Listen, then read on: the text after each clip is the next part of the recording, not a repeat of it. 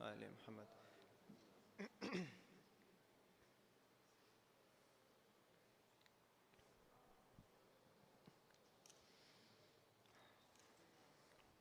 أعوذ بالله من الشيطان الرجيم.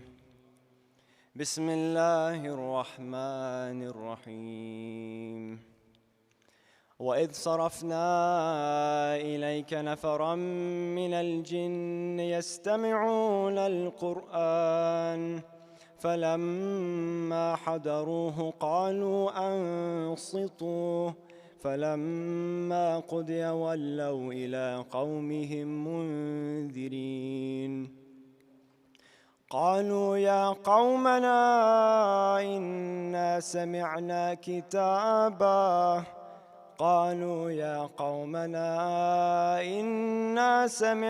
كتابا أنزل من بعد موسى مصدقا لما بين يديه يهدي إلى الحق وإلى طريق مستقيم. يا قومنا أجيبوا داعي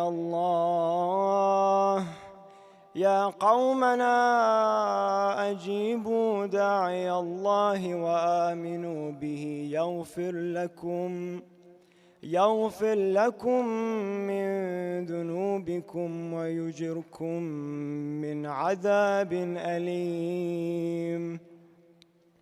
ومن لا يجيب داعي الله فليس بمعجز في الأرض وليس له من دونه أولياء أولئك في ضلال مبين. أولم يروا أن الله الذي خلق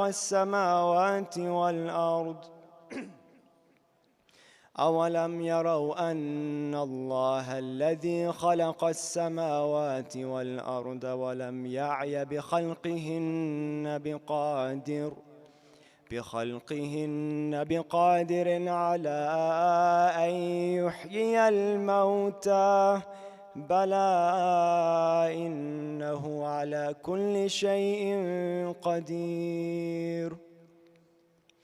ويوم يعرض الذين كفروا على النار أليس هذا بالحق قالوا بلى وربنا قال فذوقوا العذاب بما كنتم تكفرون. فاصبر كما صبر أولو العزم من الرسل ولا تستعجل لهم كأنهم يوم يرون ما يوعدون لم يلبثوا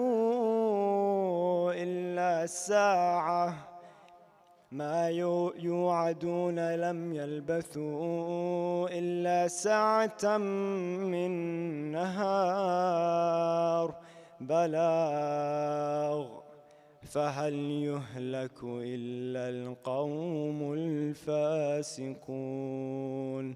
صدق الله العلي العظيم. وصل يا ربي على سيدنا محمد وعلى أهل بيته الطيبين الطاهرين. اللهم صل على محمد وآل محمد. أعوذ بالله من الشيطان الرجيم. بسم الله الرحمن الرحيم. وصل يا ربي على أشرف الأنبياء والمرسلين حبيب قلوبنا وشفيع نفوسنا أبي القاسم المصطفى محمد وعلى أهل بيته الطيبين الطاهرين. اللهم صل على محمد وآل محمد. I seek refuge from the accursed shaitan, and I begin in the name of God, the entirely merciful, the especially merciful.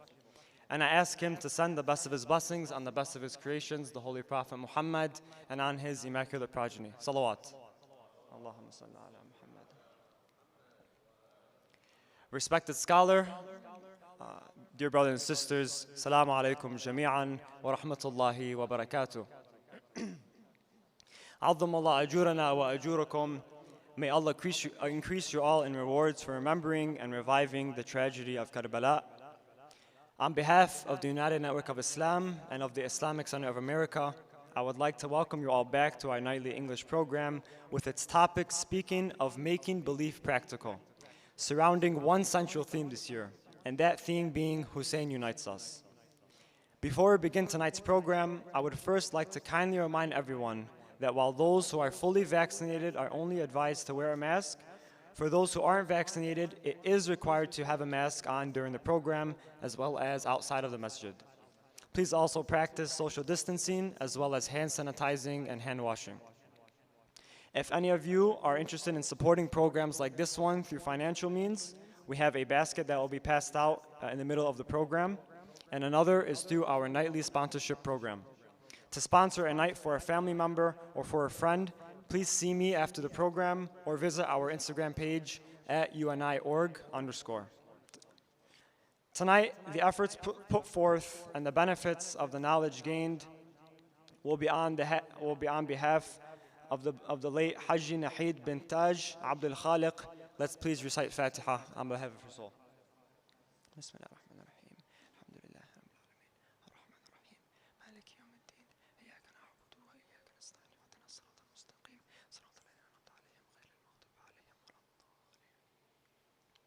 And I also would like to mention that our respected Sheikh, Dr. Ibrahim Kazerooni, has felt a little bit ill tonight. So let's please recite Surah Al-Fatiha also for his recovery, inshallah.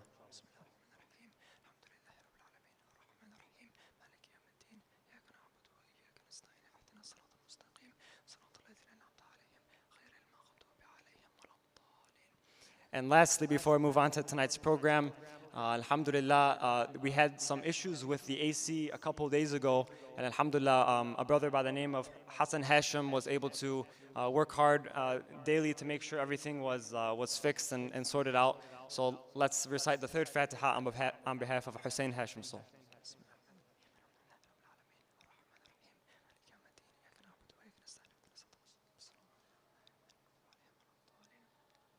Lastly, we please ask all of you to be mindful of any water bottles or items around you and to pick up anything that you may see that needs to be disposed of. Salawat.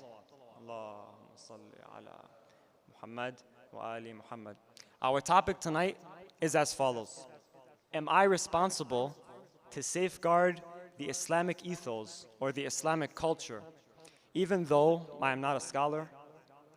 I now would like to welcome our first speaker and our only speaker tonight, the respected Sheikh Dr. Mehdi Hazari, to speak about this topic, بعد الصلوات على محمد وآل محمد.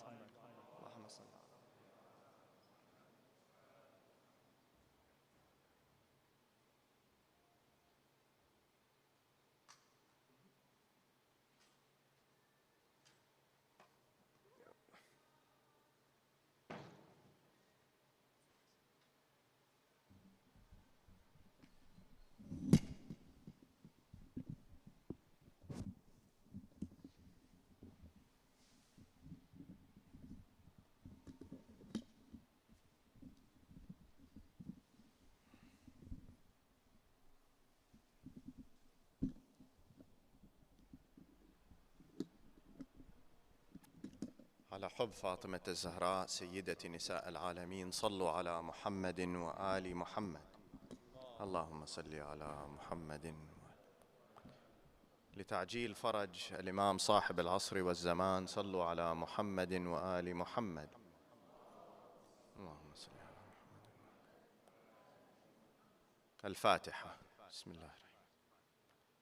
الحمد لله الرحمن الرحيم مالك.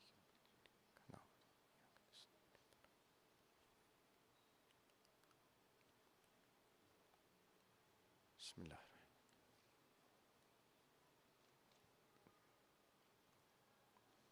بسم الله الرحمن رب اشرح لي صدري ويسر لي واحلل عقدة من لساني يفقهوا. بسم الله الرحمن الرحيم.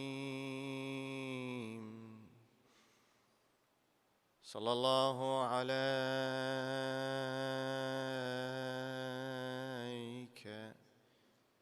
يا سيدي ويا مولاي يا رسول الله. وعلى أهل بيتك المعصومين الأبرار الميامين المظلومين المضطهدين. السلام عليك وعلى ولدك المظلوم أبي عبد الله الحسين. يا رحمة الله الواسعة ويا باب نجاة الأمة، يا غريب يا مظلوم يا عطشان كربلاء، ما خاب والله من تمسك بكم، وأمن من لجأ والتجأ إليكم. يا ليتنا فيا ليتنا كنا معكم سادتي فنفوز والله فوزا عظيما. بسم الله الرحمن الرحيم. الله الذي خلق 7 سماوات ومن الأرض مثلهن يتنزل الأمر بينهن لتعلموا أن الله على كل شيء قدير وأن الله قد أحاط بكل شيء علما. آمنا بالله. صدق الله العلي العظيم.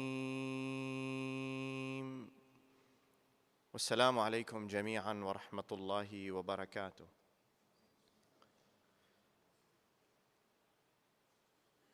My dear brothers and sisters,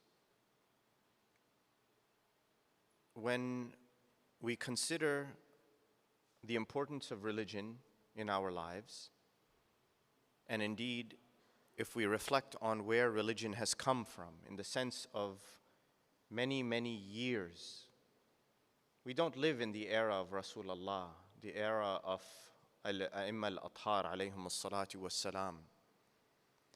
And so, to some degree, when we believe in something, we're almost taking it at face value or taking it for granted that what we have been given is the truth, is it not? When I was born, I grew up, I saw my parents practicing a certain way, praying a certain way. They told me to do it, and I did it, didn't I? I followed. There was no real search in me at that moment. How much is a 7-year-old, 8-year-old, 9-year-old, 10-year-old, in my case, 25-year-old going to search? You take it for granted because this is what you see others doing. So the question of how do you know that what you are doing actually is authentic comes up, doesn't it? You didn't do any of the searching yourself. And by you, I don't mean you, I mean any of us. We have taken it because this is what has been given to us. This is what is the tradition, the heritage that was passed to us, that pray in this manner, fast in this manner, believe in X, Y, and Z, do things this way, adhere to such and such a philosophy. This is the tradition that passes to us. And were it not for the fact that we could go and search the books, study the Quran, and actually turn to those who have knowledge, we may not be able to know the source of where that information is coming from, i.e., why do we pray 5 times a day? Why do we fast in the month of Ramadan? Why are the laws the way they are in Islam? And so that should make us think that what's our role in religion? Forget about anybody else, but for me, myself. I have basically done the only thing that I know how to do, which is open my mouth and taken a bite. They spoon-fed it to me, and I took it. And really, in the practice of my religion, that's all I've done. How much have I investigated to know for sure that what I'm doing is the truth? That question should sort of spark something in our minds. Because the only way to deepen your religion, to understand what Allah subhanahu wa ta'ala wants, is to say, I'm not going to be spoon-fed. To some degree, we all are. We have to be, because you're not born knowing everything. You have to be spoon-fed. You're a clean slate until someone teaches you something. But the only way we increase above the level of just being fed something and accepting it at the word that the person who is giving it to us, is to say, I'm going to search in order to advance and rise upwards. And that, you see, religion is so deep, so ingrained in our lives, and that there is a source where you can go and learn from it. And yet, even in the early days, it wasn't accepted by people. And why do I mention this? Why have I started with all of this? Because the forces that wanted to corrupt religion were always there from the beginning. From the time of Rasulullah sallallahu alayhi wa alihi wa sallam. And the reason I mention that to you tonight and remind myself in particular is because in the same manner, those forces exist in our life today. They are there. Yes, they don't take the same form that they were in the life of Rasulullah, but they are here in our lives now, all the time. And that's why Al-Imam Hussein alayhi salatu wassalam, you know his famous phrase, "An-nasu abid ad-dunya, wad-deenu la'iqun ala al-sinatihim." People are the servants, the slaves of the life of this world. And religion is like the slaver in their tongues, the spit in their mouth. يَدُورُونَهُ حَيْثُمَا دَارَ مَعَايِشَهُمْ. They move it around, they move the religion around in the direction that their life is going. Religion is conformed to life, not life to religion. فَإِذَا مُحِّصُوا بِالْبَلَاءِ قَلَّ الدَّيَّانُونَ. When the difficulty and the trial strikes them, these people, you'll see the truly religious are very few. Religion will go out the door. It's finished and gone. That teaches us something. And it's not because we're not aware. It's not because we don't know, because we do. It's because there are other things going on that we just, maybe we choose to ignore. In the time of Rasulullah, you know that when he came to Medina and preached to the people knew that this prophet is coming to Medina. And in particular, the Jewish tribes that lived there knew as well. In fact, they knew better than the Arabs of the area, the pagans. Why? Because they had scriptures from their prophets that had come. And yet they refused to believe. In fact, the rabbis of Medina, they would tell their congregants that don't describe what is in our scriptures to those Muslims. So when they would ask the rabbis that why not, the rabbis would say, because the scriptures mention the advent of Muhammad. They talk about this prophet that is going to come amongst the Arabs. Our own scriptures are describing that it's going to happen. And so they refuse to believe, and a verse of the Holy Quran comes down.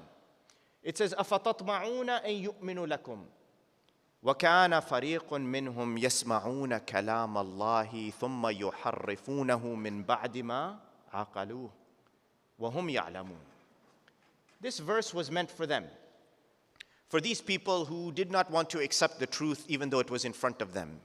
And the verse says that, O Prophet, O Muslims, are you greedy for them to believe in your religion, to follow your religion? When it was the case that some of them would listen to the word of God, and they knew it was the truth. But what did they do? They twisted its meaning and its significance, and they knew full well what its significance was. It's not that they were ignorant. They knew the meaning of what was happening in front of them. They understood the weight of the message of Rasulullah, the truth with which he was appearing in front of them, but they decided to twist it.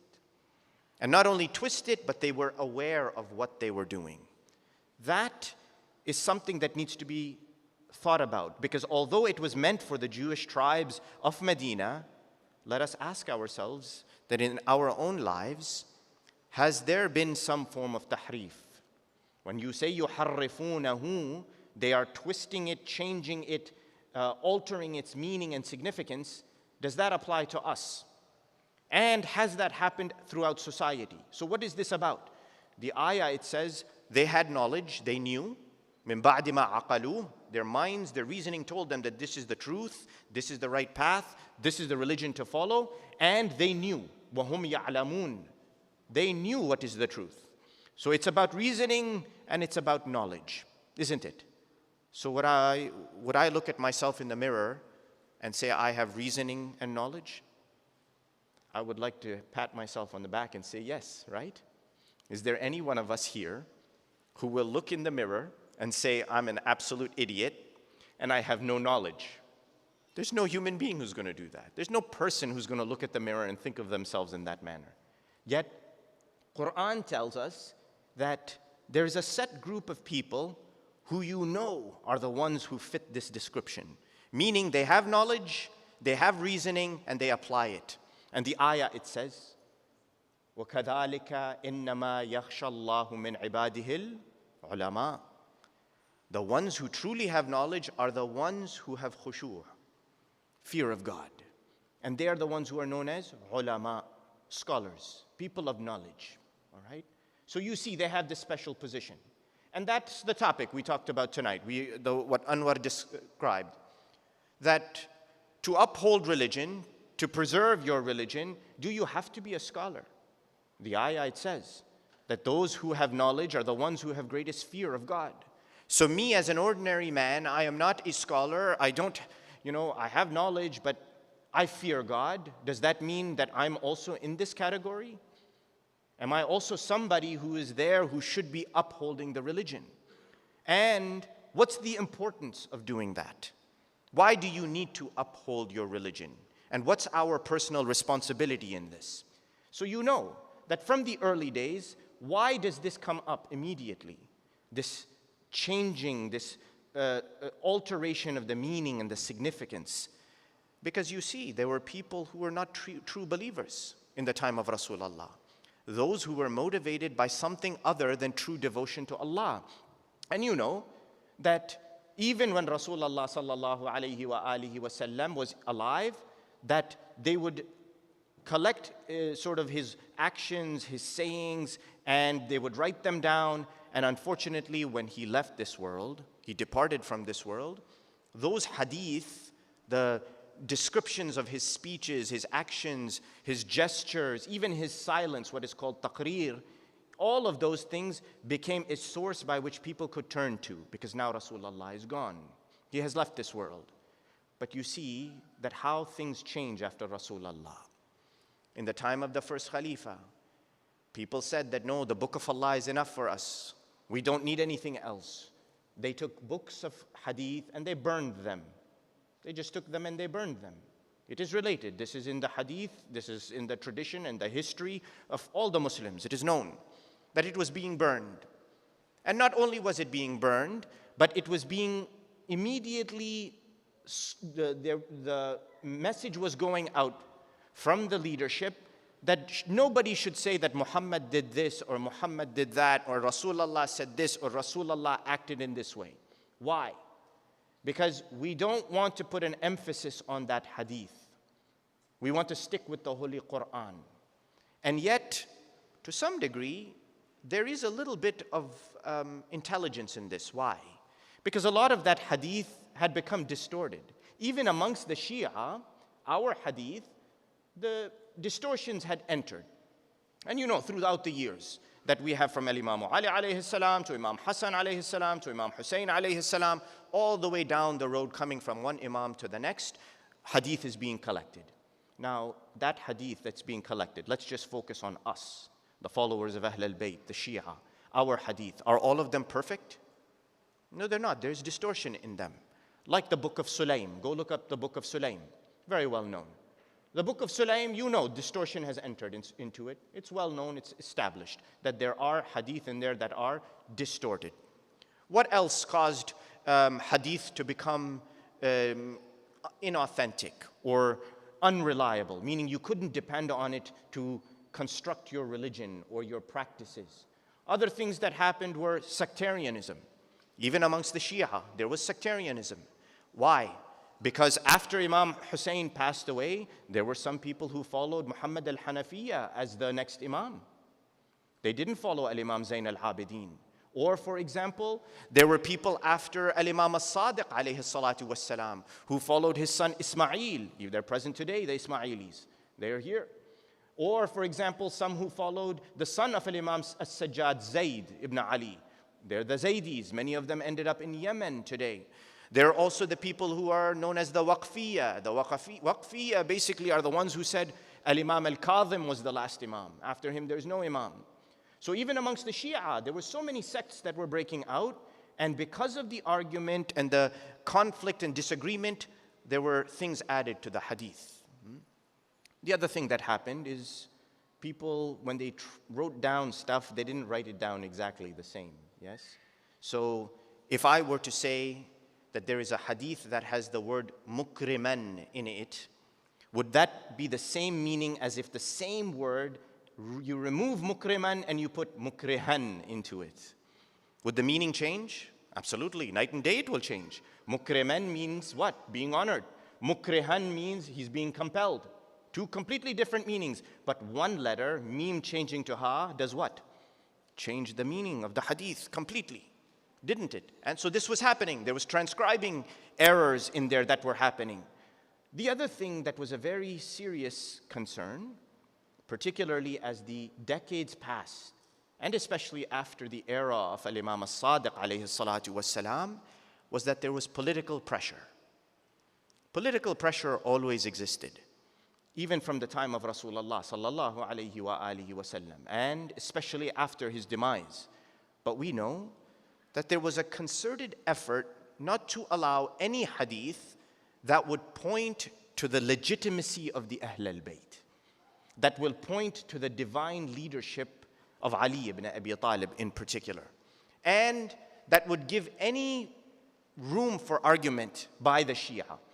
So there was a lot of political pressure, and that pressure continued and remained. And that's why, what did our Imams do? Now this is where I get to the point of us and our responsibility. A'imma al-Athar, they are above us. Their station is above us. But what they did was they chose people who they could teach and instill in them true knowledge of religion. That true knowledge of religion, they would not then impart. How many times in Medina, when things were a little open, there was no persecution by the Banu Umayyah or Banu Abbas had not come into power yet, people would come in to talk to Al-Imam al-Sadiq alayhi salatu wassalam. Imam al-Sadiq would sit there, they'll address the question to Al-Imam al-Sadiq. They'll say, Yabna Rasulillah, we have this question, we are not of your madhab, we are of a different madhab, a different sect. We have this question of you, can you answer it? Al-Imam al-Sadiq alayhi salatu wassalam would listen to the question, and then he will ask one of his students, like Hisham ibn al-Hakam, or Zurara, or one of the other ones, to answer the question on his behalf. Why? Why would the Imam do something like this? He is ma'soom, he is the inheritor of prophetic knowledge, he is the master of the Quran. Nobody has more knowledge than him. Nobody has more iman than him. So how can he allow somebody else to speak right there and then? And what does that say to us? That, well, even with the Imam sitting there, Imam had trust in these men who were not infallible, who were fallible. They were ordinary men. But because of their knowledge, because of their sincerity, because of their devotion to learning, and because of their sincere and pious worship of Allah, he said, I accept that they are going to give the right answer. He trusted them. What a message to us this is. And it teaches us the ethos of what the Ahl al-Bayt wanted to do, such that now decades go by, and you know that the hardest part for the Shia is what? Is when Imam al-Mehdi, ajjalallahu ta'ala farajahu al-sharif, he goes, salawat ala Muhammadin wa ali Muhammad. Allahumma salli ala Muhammadin wa ali Muhammad. Al-Imam al-Mahdi, he goes into ghaiba. He goes into occultation. And what before was the Shia going to their imams, or at least the deputies of their imams, now have no one to turn to because Imam is occultated. He has disappeared from our eyes. He is present, but we cannot access him physically. nor through anyone else. So what do? You have a group of men, a group of people, scholars, devotees, who say we must ensure that what those imams left for us, we're going to preserve it. We're going to ensure that it remains preserved. And the question for me becomes, and the one that I want to ask you, is that do we as ordinary people have our same responsibility on us? Yes, we are not like Allama Majlisi. We are not like Sheikh Ta'ifa, Sheikh Tusi. We are not like all of those great scholars, Sheikh Al-Ansari, the two Sayyids, all of them. We don't have their status, meaning these were men who devoted their lives to Allah, to studying. But does that mean suddenly we sit in the corner and we say, well, no, we're not like them, so we have no responsibility to uphold and safeguard our religion? Or to at least do something that in our own little corner of the world we will be able to contribute to the passing forward of the truth of God, whatever that may be. So you see, through the years, the word of the Ahl al-Bayt continues to spread. And things enter into the hadith, things are taken out of the hadith, and indeed you see that there were times when even the scholars would discourse amongst themselves about what is appropriate and what now has innovation or bid'ah in it. What can be used and what cannot be used. Hundreds of years go by. We come to the 1700s. From the 1700s onwards, you know that Shia regimes, dynasties took over, particularly in Persia. The Qajar dynasty that was ruling over what was basically Persia, Iran, and parts of Iraq as well, they were predominantly Shia. And they encouraged the teaching of the Shi'i madhab, the teachings of the Ahl al-Bayt alayhim as-salatu was-salam. But now see, amazingly enough, that even in a predominantly Shi'i environment, there was still a conflict. There was a conflict between the Akhbaris and the Usulis. You all know this. That the Akhbaris were those who said, no, the only way to determine law in Islam is to go to Quran and Hadith, nothing else. And even interpretation of the Quran in terms of law has to be done through the Hadith. There is no such thing as aql, there is no such thing as ijma' according to the Akhbaris. You cannot apply consensus, nor can you apply reasoning. Juxtaposed to them are the Usulis. The Usulis said what? The Usulis said, no, you have to use the Quran. It's the only authentic, purely authentic source, word of God. And we will talk about the Quran inshallah tomorrow night. And the hadith, the authentic hadith that has come to us from the Ahl al-Bayt alayhim as-salatu was-salam, which is now an explanatory means of understanding not only the Quran, but the practical applications in life. On top of that, you have consensus. Consensus just means that when there are scholars, people of trust, who agree to something, these are people in the times of the Imams, just after the times of the Imams, not currently now. These people agreed that something was proper and a part of religion, then consensus demanded that in fact it was true.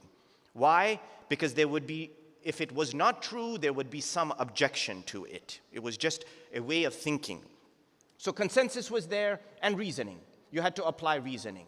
And you see that during this time, the Qajar period in the 1700s and onwards from there, that the Akhbaris, and particularly Sheikh Murtada al-Ansari of the Usulis, they were constantly going sort of back and forth with each other. And eventually, the Usulis are the ones who established the reign and the dominance. And it is what led to the foundation of the Hawza. And the Hawza became the place where not only do you have study of Quran and Hadith, but the way to apply reasoning to it, the way to understand the significance of consensus in deriving your laws. And that's why the Akhbaris, you see their numbers are even much fewer today. The other thing that came out of this is taqleed. Taqleed is just that you emulate somebody who's got scholarship over you, someone who has devoted their life to understanding religious law, and you follow them. Now, why have I given you this big sort of lead up to this? And indeed, this is just a lead up.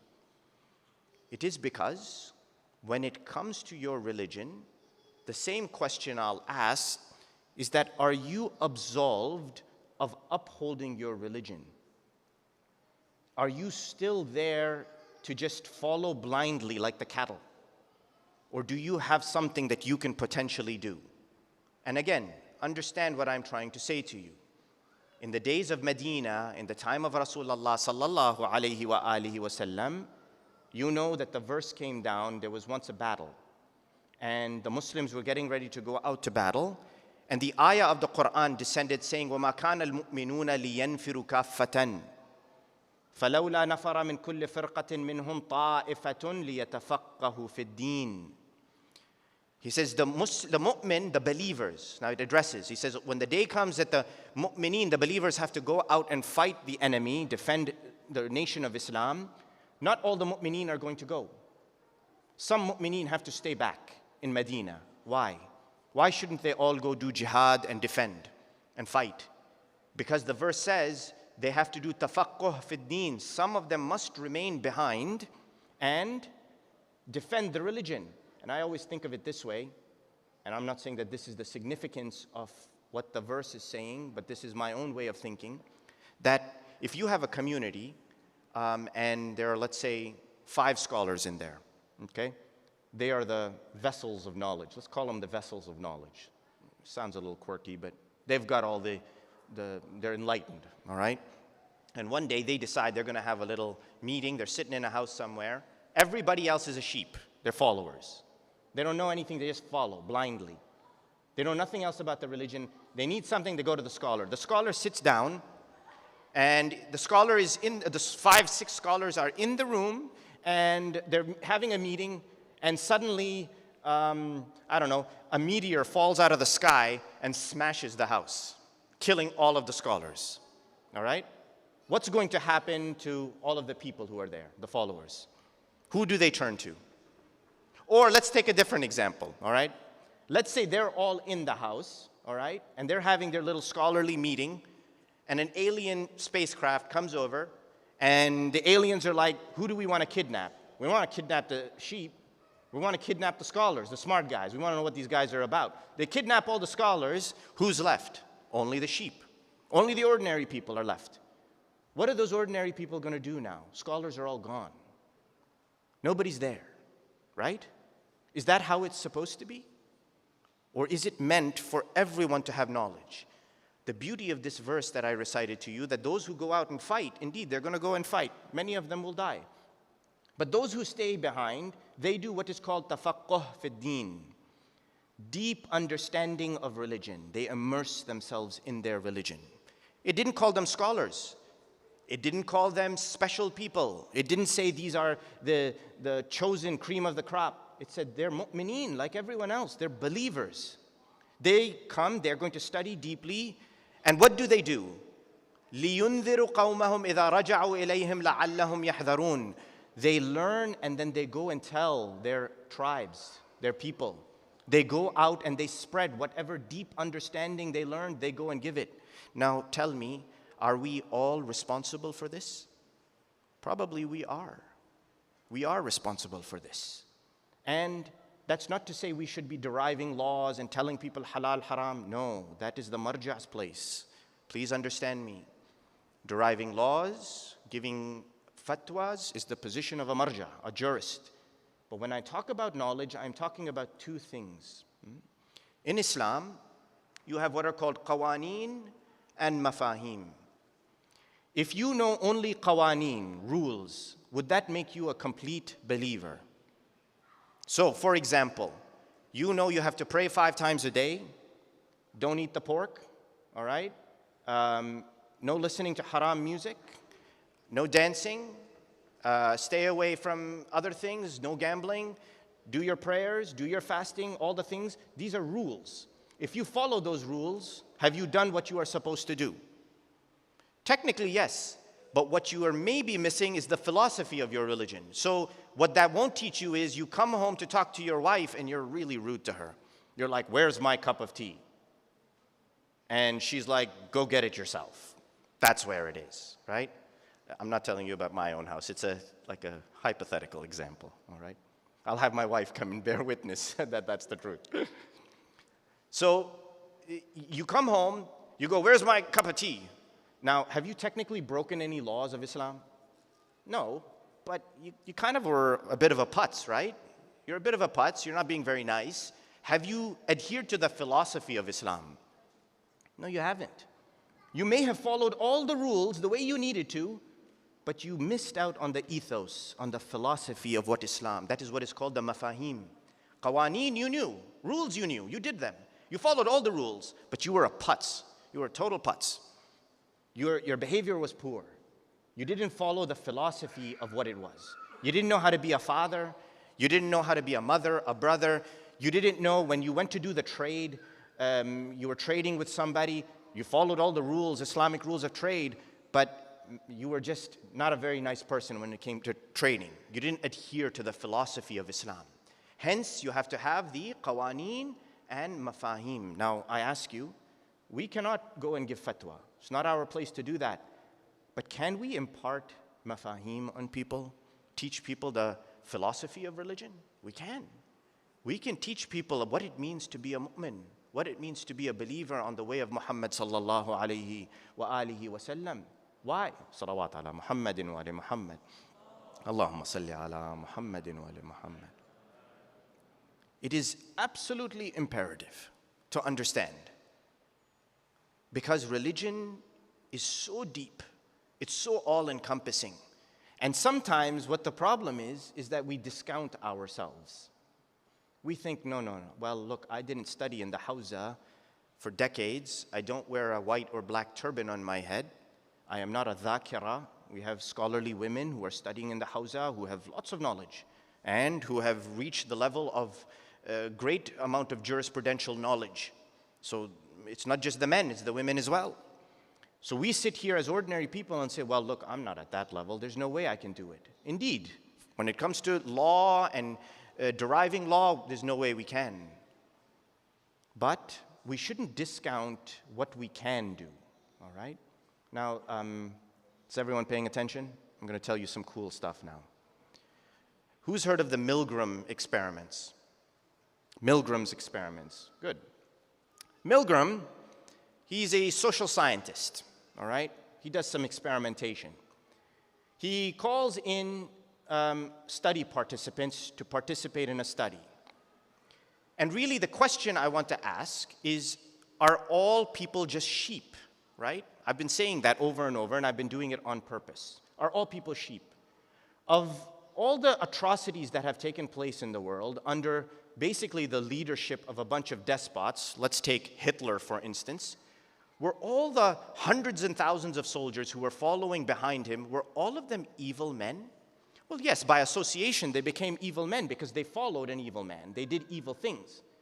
But deep down, were they born evil? Did they have something in them that said, well, I'm going to follow Hitler. I'm going to follow Saddam Hussein. I'm going to follow this despot. Was there something deep in them? No, there wasn't. There's no human being that's born evil. We don't believe that. So then what caused them to follow a Hitler? What causes someone to go follow a crazy lunatic who says all sorts of inhumane things and espouses violence and persecution and hatred? What makes us do that? So Milgram sought to find out. What did he do?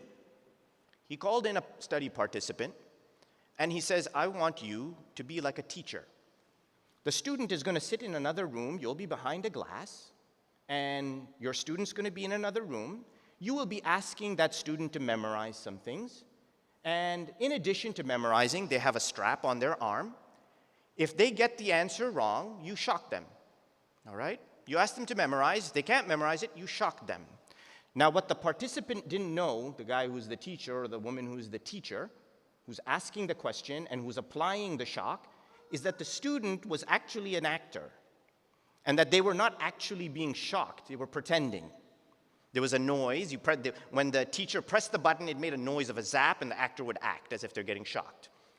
And the experimenter, the study researcher who's standing there was instructing them. So the study researcher will stand, he'll say, okay teacher, ask them to memorize 5 numbers. The teacher will ask them, the person who's the actor memorizes the numbers but gets them wrong. The experimenter, the researcher will tell the participant, the teacher, zap them with the electric shock. They'll zap them.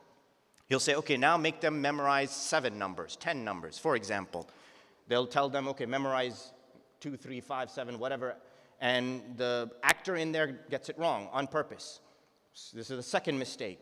The experimenter tells the teacher that increase the voltage and shock them again. So now the teacher increases the voltage and shocks, and they believe they're shocking this poor student who's getting the numbers wrong. And they keep doing it. And the experimenter keeps saying every time the student gets it wrong, increase the voltage, increase the voltage. Now, what were they looking for? They're looking at the teacher, and they're saying this teacher is increasing the voltage, but many of these teachers, they're good, they're human beings, they're normal people. And they're starting to get nervous that they're really shocking this person, and it's hurting them. So they describe that every time the experimenter kept saying, increase the voltage, shock. And if they hesitated, the experimenter, the researcher will say, no, do it, push it, go ahead, this is part of the study, shock them. They will increase and shock, but they'll get more and more nervous. They'll start biting their lip, they'll start fidgeting around. Why? Because they're hurting another human being. But they still did it. They still hurt that other person. So the question was, Milgram was trying to find out, is why do people follow blindly? The risky side of just blind obedience, right, is what? Is that you go down the road and what happens? That you could potentially do something bad if you're blindly obeying something you don't understand. So now Milgram did the same thing. What did he do? He called his students in and he says, look, let's do something different. Let's go, he was in New York, he said, let's go into the subways and on a crowded subway train when it's like rush hour, go in and ask someone for their seat. I don't know about you, but I couldn't do it, right? A young person, they're students, they're not elderly, they're not handicapped, there's nothing wrong with them, but they go in and they say, can I have your seat? And see how many people can do it. What Milgram found is the students couldn't do it. They were having trouble. Why? Because you feel shy going and asking someone for their seat when you have no reason to be asking for the seat. All of that was interesting and good, but someone came later, so the blind obedience was risky, right? You see what happens when people blindly follow. The teachers kept zapping those poor students, even though they knew that they're hurting someone. They just kept listening to the authority figure telling them something, and they kept doing something wrong. Someone came later on and said, well, wait a minute. They're being obedient, but has anyone considered how much influence the experimenter has? That experimenter is in a position of authority, how much they are influencing this teacher who's participating in the study. In the same manner, when you go into the subway and you say, can I have your seat? What are you thinking? You're nervous. Why? Because you feel like you're doing something inappropriate. But have you put yourself in their shoes, the person you're asking? Because it shows, in fact, studies show, that the person who's sitting in the seat actually looks at you and they feel pressure. That this person is asking me, I have to get up. In the same way, what did they do? They had people go walk on college campuses and they went and asked people to use their cell phones. That's really annoying, right? You're walking around, someone comes up and they're like, I need to make a phone call. Can I use your cell phone? Today, everybody has a cell phone, right? But like when I was much younger, and you had those big clunky ones, you know, the ones that you gotta hold like that, and it's like massive on your ear. You come and ask somebody, can I use your cell phone? It's kind of annoying. You're like, go get your own cell phone. You know, why do you have to ask me? And the question again is, I as the asker, I feel nervous, but have I considered that the one with the cell phone, maybe they also feel that this person, if I don't give it to them, how am I going to look? This is called the influencer effect, right? And again, it's called egocentric. It's an egocentric phenomenon that occurs. We see it from our own perspective always. And what the research shows is that people don't realize how much influence they have on someone else. And hence the term, what do they call them? Influencers these days? Social influencers. They've got like, I don't know, Twitter accounts, and they're on Instagram, and they're like, buy this, and these are the most comfortable socks, and etc. And everyone loves it, and they follow.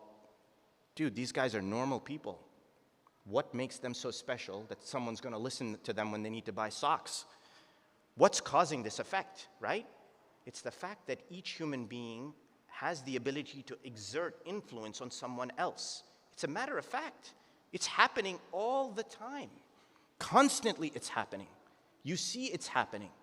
And what we end up doing is saying, oh, well, I feel embarrassed, and I don't realize that, in fact, I have an effect on someone else.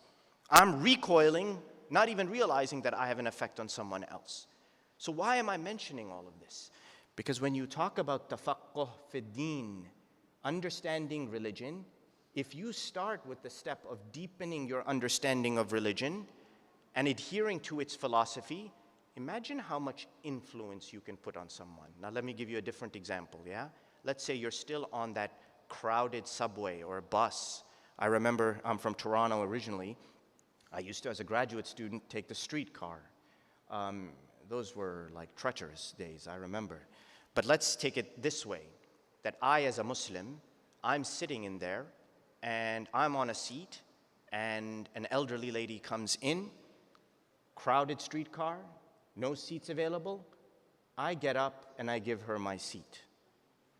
What have I done? I have influenced people, have I not? People will look at me, they'll say, oh, a dark-skinned man got up and gave somebody a seat on the streetcar. Now, why did I say dark skin? Because in Toronto, most of the people are pasty and white, all right? Well, Toronto's pretty ethnically diverse, but you understand my meaning. They will look at me, they'll say dark skin, he had an influence on someone. My dear sisters, you sitting in your hijabs, you get up for an elderly man or an elderly lady sitting on that streetcar. What have you done? You've influenced them. They will look at you, they will see what? They will see the hijab, the symbol on your head. And they will say, look at what she just did. You just influenced them. Now maybe they don't, maybe it doesn't make a big difference, but do you not think it imprints on their minds somehow or the other? A little bit. Maybe not every person who sees you will become imprinted, but remember we talked about those aspects of your brain that are locked up that you have to tap into? Imagine, you're influencing that. And if you do that with the philosophy of Islam, yes, the rules we follow, but by showing the philosophy of Islam, you too can be an influencer. We all should be influencers. We all should be of those people who say, I am going to recognize my own potential in shaping others. Not by forcing them, not by overtly saying something, but by merely acting in an Islamic manner. That is how you uphold the ethos of Islam. You protect the ethos of Islam. You propagate that philosophy that is in there. And don't discount how powerful it is. Believe me. The social studies, the psychological studies that indicate the profound influence one human being has on another are conclusive, absolutely conclusive in what they tell us.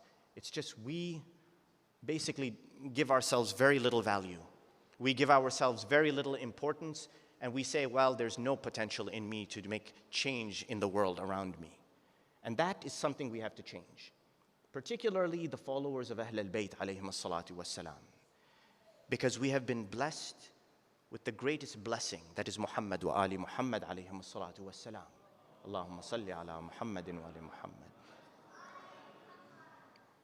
And to show their example, to live their example, people will see.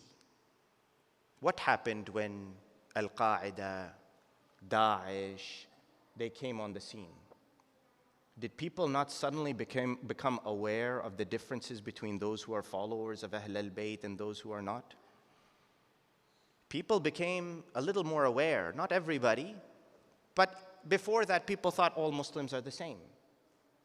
And yet what did end up happening is that now we see that there is a separation slightly. And that's not to say we are better than other Muslims or that we separate ourselves from other Muslims or we create differences. No, that's not the point. The point is to say we cherish the Ahl al-Bayt. We value what they taught us because what they gave us is the most beautiful way of life. It is the most beautiful way to deal with each other. It is the most awe-inspiring and harmonizing approach to keeping human beings together. to building a world that is beautiful and tolerant and accepting of others. And each one of us has a role in that, particularly in moving forward the mafahim, the philosophy of our religion, the ethos of our religion.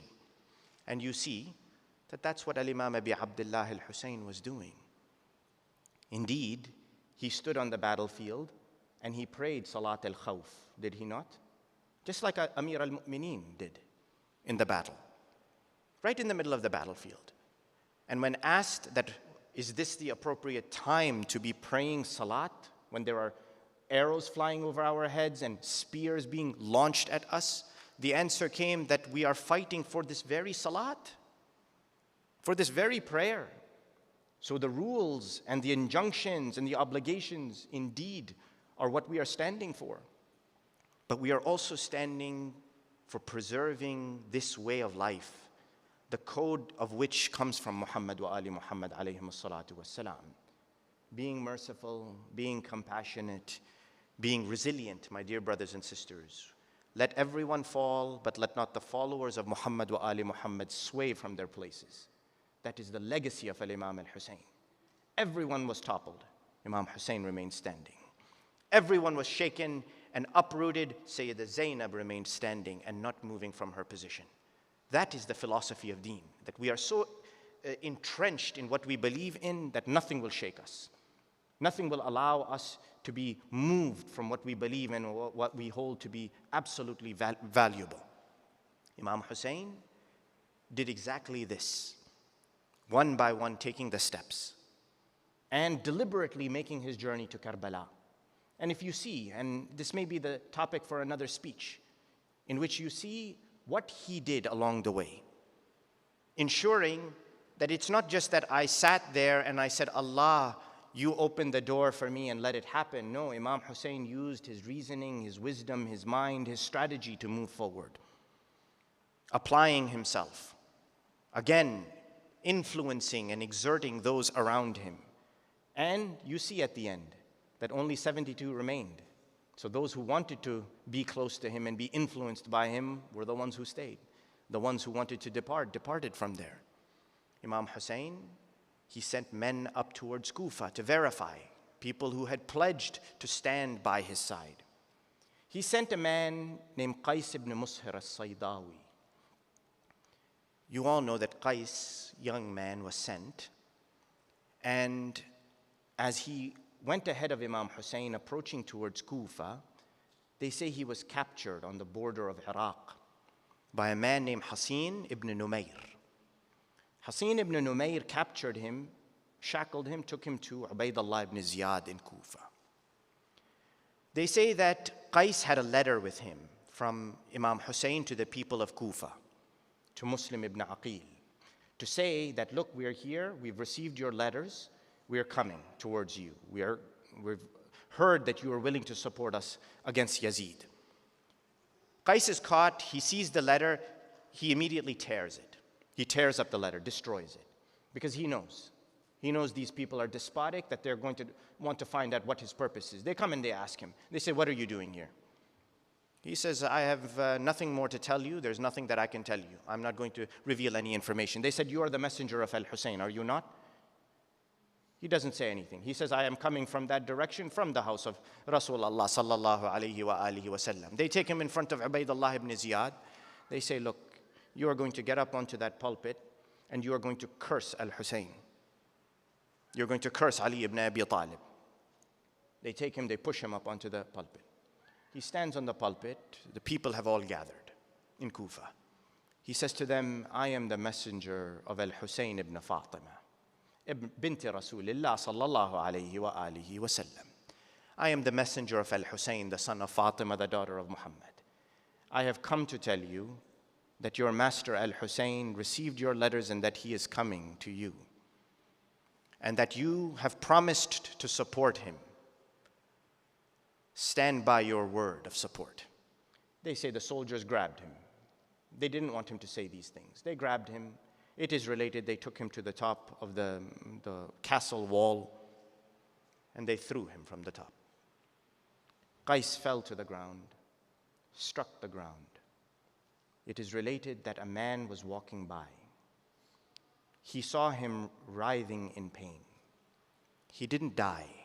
He just hit the ground, probably broke his back, sustained other broken bones, and was lying there paralyzed, life still in him.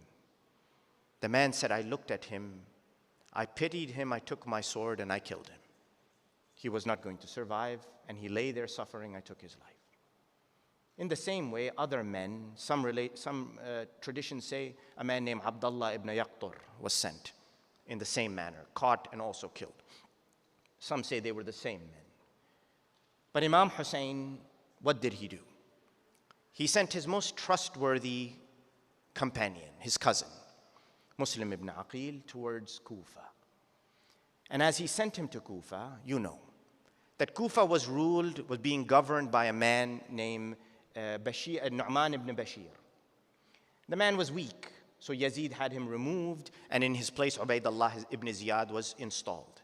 Ubaydullah ibn Ziyad was so despotic, he knew Muslim was in the city. He knew he was rallying support from the Shia who were there. He started to threaten, bribe, and use any other means by which people would leave Muslim ibn Aqil. So what was Muslim ibn Aqil leading the prayers in the Kufa mosque with thousands of people behind him dwindled down to the 20s, 30s, 40s. That went down to a handful until finally nobody was left. Men had been thrown into the prison who were sincere, and they say that Muslim ibn Aqil was left with one man, Hani ibn Urwa. Hani ibn Urwa was the man who had given him shelter in the beginning. When Ubaydullah ibn Ziyad found out about Hani ibn Urwa, he called him. They brought him in front, and he says, I want to know, where is your guest? He says to him, it would be a great act of dishonor that I, as the host, would dishonor my guest in this manner. It is related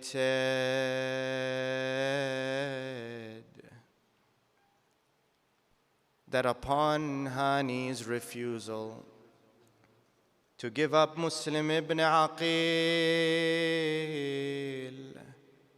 Ubaydullah ibn Ziyad, la'natullahi alayh, became angered.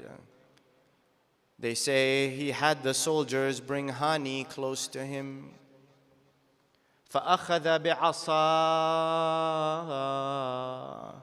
وضرب هاني على وجهه. He took a stick and began to hit Hani on his face. وما زال يضربه على أنفه وجبينه حتى كسر أنفه وسالت الدماء على لحية هاني. He kept striking Hani with the stick, kept hitting him on his face with the stick until he broke Hani's nose, and the blood began to seep from the wound, drenching the beard of Hani ibn Urwa. They say the executioner took Hani again, just like Qais ibn Musahir, took him to the top of the wall of the castle and executed him right there. Now they say that Muslim ibn Aqil is left all alone. They say in the middle of the night, no one has given him sanctuary. No one is left to protect him from the schemes and the plot of Ubaydullah ibn Ziyad. The streets are deserted in Kufa. Martial law has taken place. Everyone is afraid and anxious. Muslim ibn Aqil is walking through the streets of Kufa. Finally, he stops at the door of an unknown house. The door suddenly opens and a lady comes out. She says to him, Ya Abdullah, لا يصح لك الجلوس على بابي. O stranger, it is not appropriate for you to sit on my doorstep. I don't know who you are. She says to him, عافاك الله, قم وارجع إلى أهلك. get up, may Allah help you. Return back to your family. Muslim ibn Aqil remains silent for a moment. Then he turns to the lady and says to her, أين يذهب من له لا عشيرة ولا أهل في هذه المدينة? Where is the one to go who has no family, no tribe, no relatives in this city? I have no place to go. The lady, she says to him, don't you know, stranger, these are difficult times. They are looking for the emissary, the messenger of my master, Al-Hussein. It is not safe for you to be in the city, walking in the streets. He turns to her and he says to her, my sister, don't you know that I am that emissary? I am Muslim ibn Aqil, the one who was sent by Al-Hussein ibn Ali. She looks at him now, and this pious lady, Taw'a, she says to him, I did not know that you were him. If I knew, I would have given you sanctuary. She opens her door, allows Muslim to come inside. She takes care of him until there is a knock at the door. The son of this lady was one of the cursed soldiers looking for the bounty that had been placed on Muslim's head. She knew of his nature. She told Muslim ibn Aqil, go inside into the room and hide. However, the son, treacherous and scheming, knew that something was wrong in the house of his mother.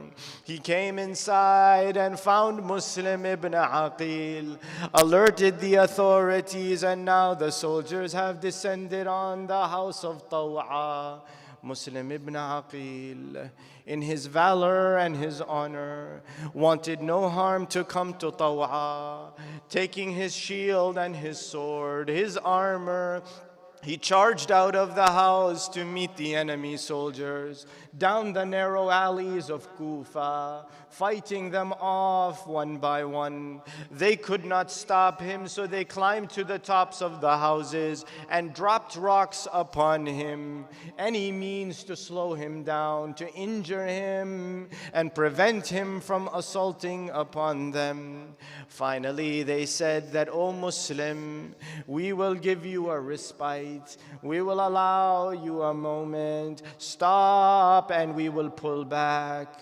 However, Muslim now, drained and exhausted from fighting, bleeding from every wound on the body, now stops, knowing that these soldiers may not honor their announcement.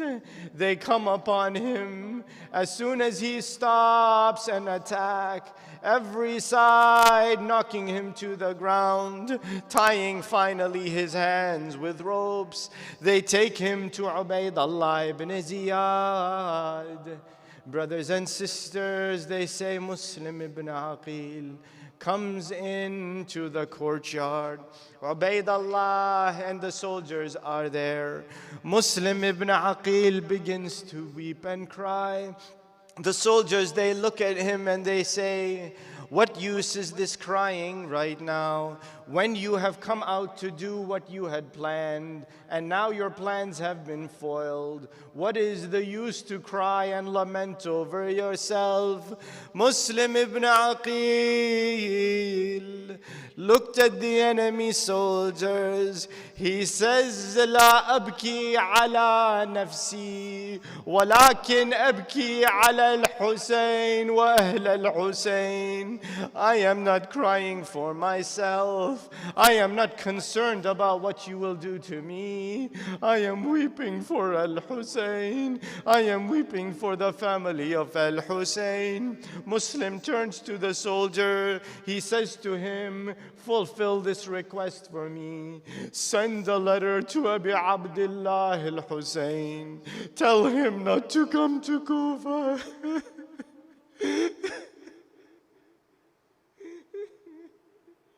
Tell him not to come to Kufa. Stay away. The people have turned against him. There is no support for you here, Ya ibn Rasulullah. They take him to finally execute him. They offer him some water to drink. The bowl is brought in front of Muslim ibn Aqil. He raises that bowl to his mouth to drink, but there is a wound on his mouth. It is seeping blood. The blood has filled the water in the bowl. He throws the water away, and a second bowl is given to him. Again, as he approaches to drink the water, the blood from his wound fills the water in the bowl. He must throw it away. A third time this happens. Finally, they say Muslim turns towards Hijaz, towards Medina, as if to look at his master Al-Hussein and say to him that, my master, Ya Hussein, on the day of Ashura, you are going to be thirsty when they kill you. So it is that I will also die thirsty. They say that the executioner رفع سيفه وضرب عنقه. He struck the neck of Muslim ibn Aqil, dropped the body from the wall. Inna lillahi wa inna ilayhi raji'un. My dear brothers and sisters, that caravan in the desert is making its way up to Iraq. It stops in the middle of the desert. Imam Hussein gets down off of his ride. He comes down into the sand. He asks his sister Zainab, Ya ukhayya ya Zainab, ayna al-awlad? My sister Zainab, where are all of the children? Zainab says to him, my brother, they are doing what children do. They are running in the sand, playing, unaware of what is happening.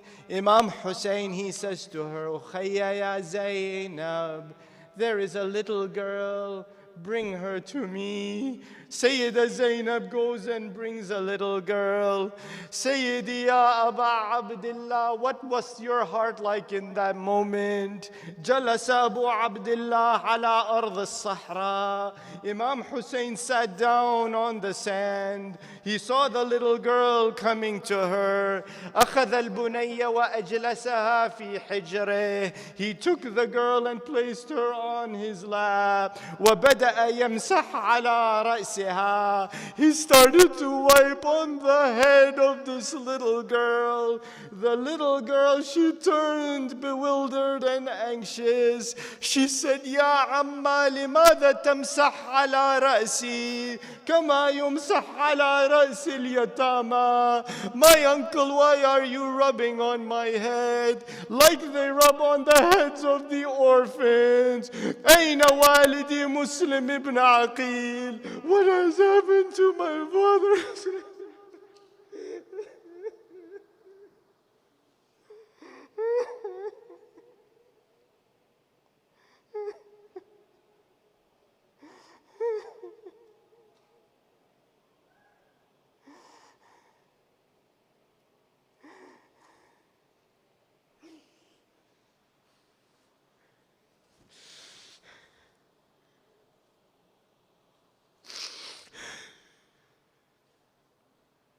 وسيعلم الذين ظلموا آل محمد أي منقلب ينقلبون والعاقبة للمتقين إنا لله وإنا إليه راجعون اللهم إنا نسألك وندعوك ونقسم عليك بحق الزهراء وأبيها وبعلها وبنيها والسر المستودع فيها لعن الله ظالميها اللهم شافي كل مريض اللهم رد كل غريب اللهم فك كل أسير اللهم غير سوء حالنا بحسن حالك يا كريم اللهم وفقنا لمراضيك وجنبنا معاصيك وثبت أقدامنا على صراطك المستقيم وخذ بأيدينا إليك يا أرحم الراحمين وفرج عنا يا الله. My dear brothers and sisters, pray for the Shia of Afghanistan in particular. They are in deep, deep peril in these days.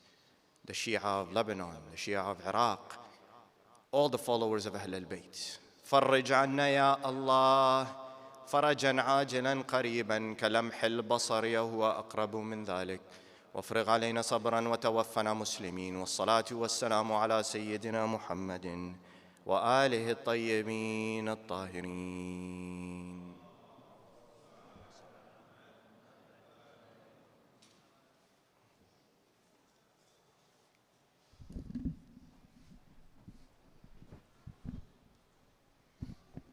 دعاء الحجة.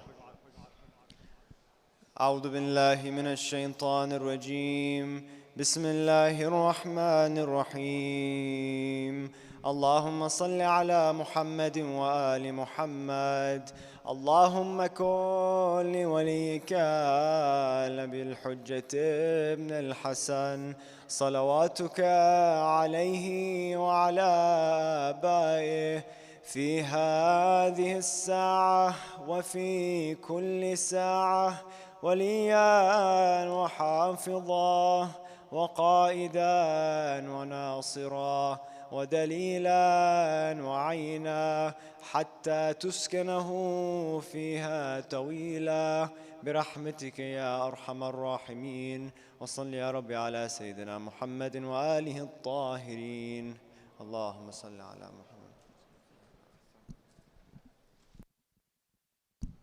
Ahsantum. May you all be rewarded for your efforts. We thank you all for coming, and we pray that we're able to apply the lessons learned tonight into our everyday lives, and that inshallah we are of those who are practical Muslims, practicing the truth in our everyday lives. Inshallah, we look forward to seeing you all tonight and every night at 9:30 p.m. sharp. Assalamu alaikum jami'an wa rahmatullahi wa barakatuh. Salli ala Muhammad wa ali Muhammad.